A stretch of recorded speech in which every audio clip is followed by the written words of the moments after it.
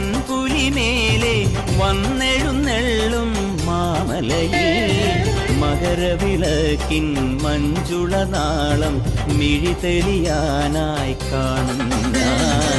പന്തളനാഥൻ വൻപുലിമേലെ വന്നെഴുന്നെള്ളും മാമലയിൽ മകരവിളക്കിൻ മഞ്ജുളനാളം മിഴിതെളിയാനായി കാണും ഞാൻ.